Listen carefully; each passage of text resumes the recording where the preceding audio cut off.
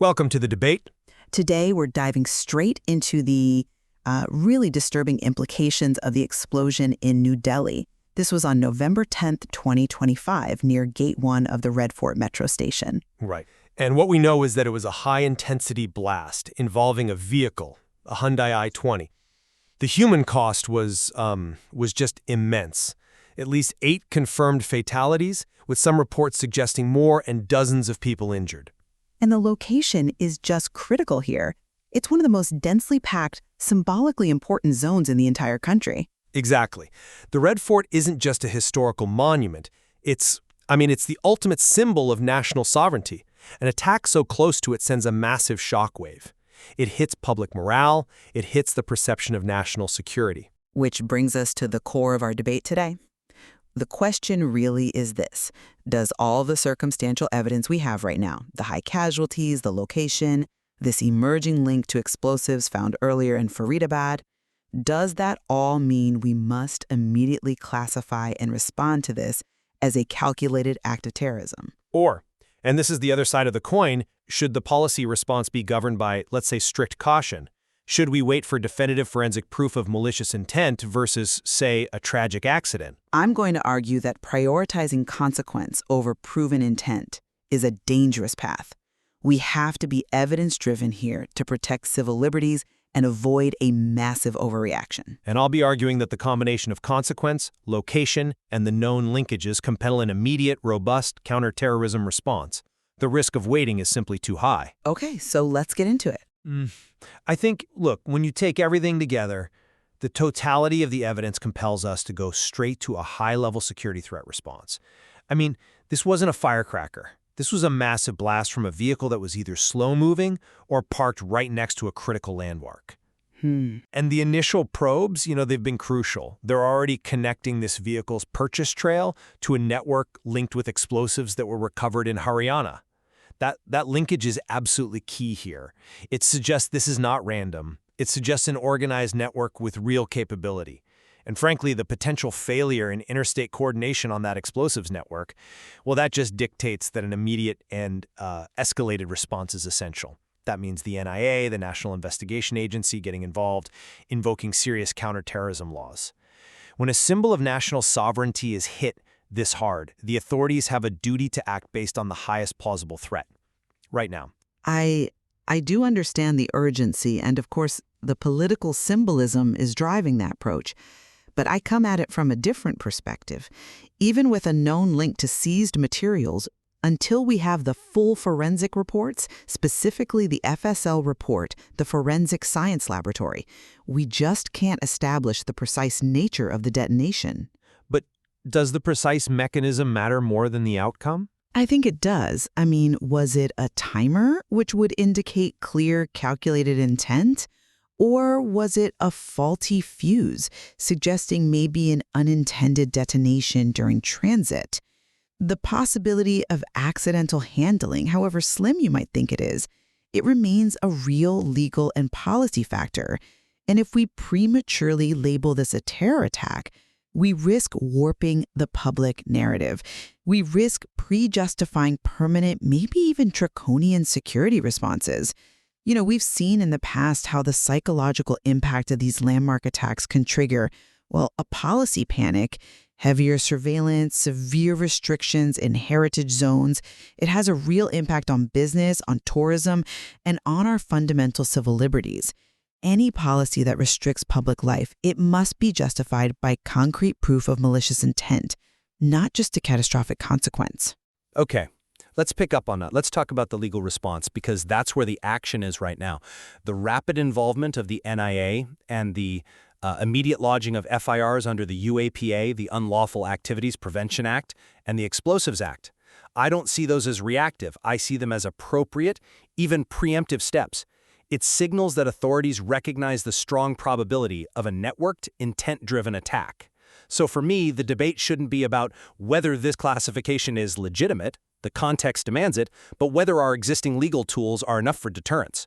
We have CCTV footage of the event. The failure here isn't legal, it's technological. maybe the focus should be shifting to mandatory, stronger urban surveillance and vehicle tracking to stop these mobile bombs from ever being placed.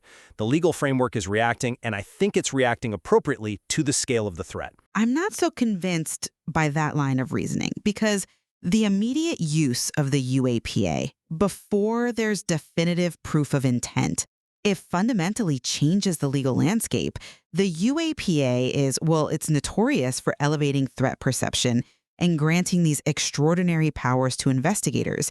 It makes bail incredibly difficult. It essentially criminalizes the entire network, financing, organization, not just the act itself.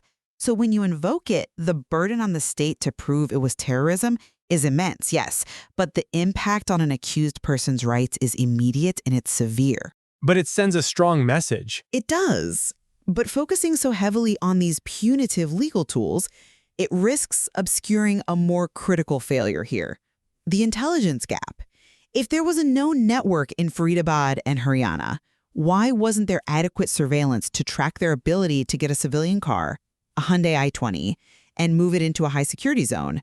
This points to a failure in tracking what's often called, white-collar terror, the misuse of commercially available things.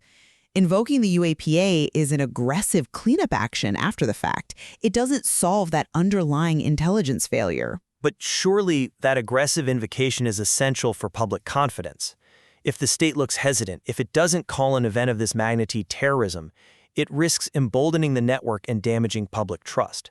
The deterrence value, I think, far outweighs that initial classification risk. Deterrence is key, I agree, but it has to be smart deterrence, not just a maximalist response.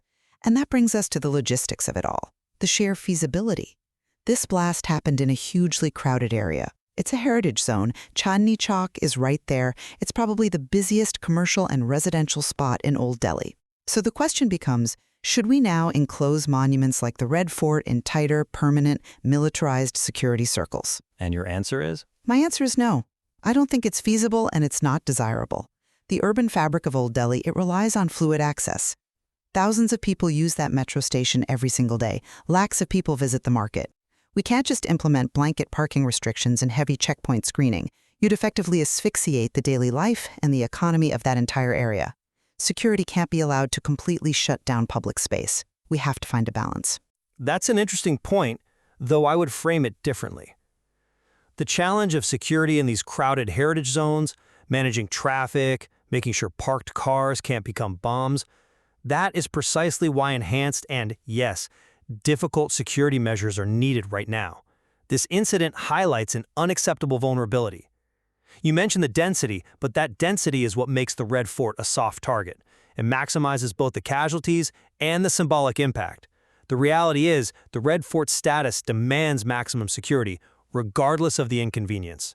So you're saying we sacrifice the convenience of thousands? I'm saying it requires difficult choices, yes. Policy changes like advanced vehicle surveillance, stricter no-go zones for vehicle staging, these are non-negotiable now. We have to adapt the urban landscape to the threat level, even if it's hard for commuters and businesses. We can't let logistical difficulty dictate our national security standards. But you're adapting the landscape based on a threat classification that is still, officially, pending a forensic report. The economic impact would be immense. Closing primary roads or setting up permanent vehicle screening. That would radically impact businesses in Chandni Chowk. Are we willing to sacrifice the historical vitality of one of Delhi's oldest commercial hubs based purely on the high consequence of this event? I think the high-intensity explosion, coupled with the previous network findings, is more than enough justification. The policy has to be to minimize future risk at all costs. This is about protecting national integrity. Which brings us to a final point then, which is this balance between security and civil liberties and public awareness. The media narrative is already it's at risk of serious misinformation. We saw those initial claims that it was just the CNG explosion. They were proven false almost instantly, but it shows how quickly the public can be confused. An immediate maximal security response based on an unconfirmed terror classification, it risks being an overreaction that curtails civil liberties without being factually grounded. What if the FSL report finds the explosive mixture was highly unstable and it detonated accidentally? The state will have already put in permanent restrictions, surveillance grids, traffic choke points that aren't proportionate to the proven risk.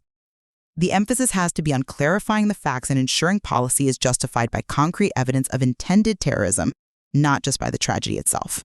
I have to disagree that we should wait. The elevated threat perception demands increased security measures now. Policy must prioritize protecting a national symbol, and the consequence itself dictates that response. This means we have to address the source, stricter regulation of explosive precursors, stronger interstate coordination. The material demonstrates a network exists with the capacity to strike. We cannot afford to wait for a final legal classification before treating that threat as real. The time for caution ended the moment that bomb went off. I think the challenge is distinguishing between reacting to an event and reacting to a proven threat. If policy is driven only by consequence, it becomes susceptible to fear, to overreach, and it damages the very liberties we're trying to protect. So our positions remain pretty fundamentally opposed on the timing here. My perspective is that the characteristics of this incident, the casualties, the symbolic landmark, the networked link to seized materials, they all require an immediate and securitized response. We have to use the strong legal tools we have like the NIA and UAPA to ensure deterrence and proactively harden these key national areas. Security has to prioritize minimizing risk. And while I acknowledge the tragedy and the absolute urgency of neutralizing any network, I still maintain that the long-term focus has to be on establishing malicious intent through definitive forensic proof. A hasty classification and the permanent security measures that follow, they risk doing real, lasting damage to public access, to civil liberties, and to the life of a vital urban center like Old Delhi. We must respond strongly to the consequence, but all lasting policy must be guided by proven intent. This material, I think, clearly illustrates that fundamental tension. It's between the immediate security needs, which are driven by a catastrophic event, and the need for restraint, for evidence-based classification, to protect civil liberties and prevent policy overreach. Indeed, it presents a difficult dilemma for any government. How do modern, dense, historically accessible cities balance those qualities with the non-negotiable security needs of the 21st century? It's a complex calculation, and it leaves a lot for us to continue exploring.